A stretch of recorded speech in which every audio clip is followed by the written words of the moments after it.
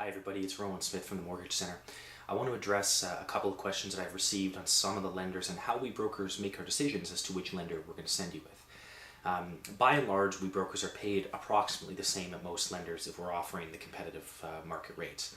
And we generally have a list of maybe 4 or 5 of kind of our top 5, and those top 5 vary from broker to broker. And it's one of the reasons that we get differentiated is our service level. And we typically like to use institutions who have a very fast turnaround, who will get back to us quickly, who will answer their phone, and who will accept the more common practices in the industry. A couple of questions people brought up were, I'm going to grab a couple of different lenders who we use, who is Macquarie Financial, or who is First Line Mortgages? Because these two institutions play a pretty big role in the market right now, and a lot of people don't know who they are. And many of my clients have been placed with them. I myself have 2 mortgages with First Line Mortgages, and I have no problem placing clients with them. So who are they? Well, First Line is a division of CIBC. So they're a subsidiary of CIBC, one of the big banks in the country, and they're just a different channel. Certain banks have made a decision to try to get business from their branch network, to try to get business from brokers, because we're one arm of business. They don't have to pay us a salary. We're paid a one-time commission, so there's only a cost if we do a deal with them. And for that rate, they can offer very, very low rates. Some of these non-retail lenders, like First Line, are very efficient at what they do. The only thing they do is mortgages. They don't want your direct deposit for your payroll, any of that other stuff. They just want the mortgage. That gives them a lot of efficiencies that perhaps some of the other big banks don't have.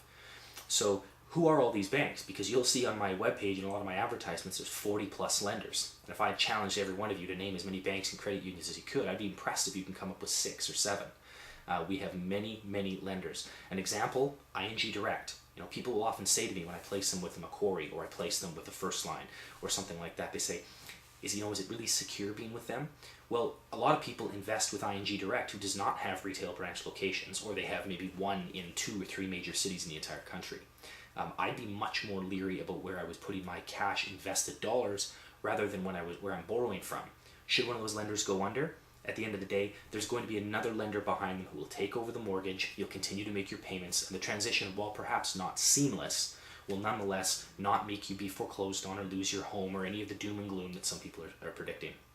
So if we give you a great rate and you ask us who the lender is, and it's someone you haven't heard of, that may be because it's a promotional rate and the lender's trying to gain market share. Also very likely, they're probably owned behind the scenes by one of the big financial banks anyways.